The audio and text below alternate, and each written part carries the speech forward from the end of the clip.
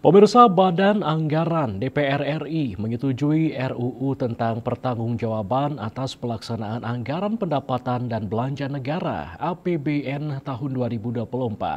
Kesepakatan ini diambil dalam rapat kerja dengan Menteri Keuangan Sri Mulyani di ruang Banggar DPR RI, Senayan, Jakarta.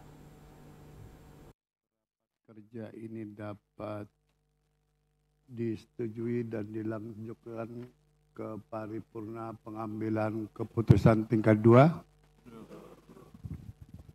Rancangan Undang-Undang Pertanggungjawaban atas pelaksanaan APBN tahun anggaran 2024 telah disepakati oleh Banggar DPR dan pemerintah untuk dilanjutkan ke pembicaraan tingkat 2. Kesepakatan itu diambil dalam rapat kerja Badan Anggaran DPR bersama Menteri Keuangan Sri Mulyani di ruang Banggar DPR RI Senayan, Jakarta pada Selasa 19 Agustus 2025.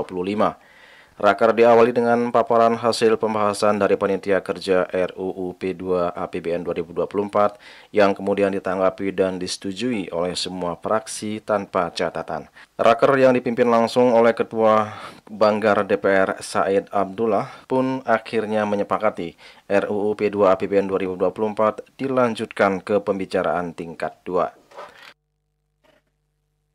Sebagai sesi terakhir sebelum penandatanganan naskah, apakah hasil rapat kerja ini dapat disetujui dan dilanjutkan ke paripurna pengambilan keputusan tingkat 2?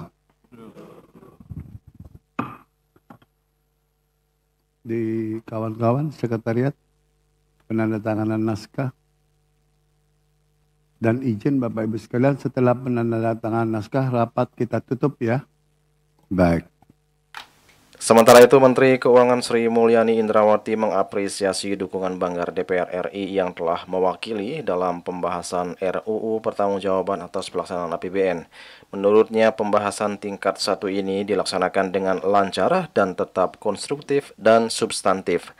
Menkyu mengatakan 2024 merupakan tahun yang menantang bagi fiskal negara, namun APBN tetap dijaga untuk bisa menjadi instrumen yang diandalkan agar perekonomian tidak mengalami gejolak yang terlalu besar. Atas nama pemerintah, kami ingin menyampaikan terima kasih dan penghargaan atas dukungan dari pimpinan dan seluruh anggota Badan Anggaran yang telah mewakili seluruh fraksi dan seluruh komisi DPR RI di dalam pembahasan RUU P2 APBN yang dapat dilaksanakan secara lancar dan juga tetap konstruktif dan substantif sehingga pada akhirnya kita bisa menyelesaikan insya Allah tahap pertama dalam pembahasan RUU ini.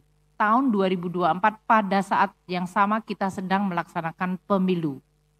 Sekali lagi APBN menjadi instrumen yang diandalkan oleh semua pihak di dalam menjaga masyarakat dan perekonomian agar tidak mengalami syok terlalu besar yang menimbulkan potensi gejolak sosial, politik, dan bahkan ekonomi.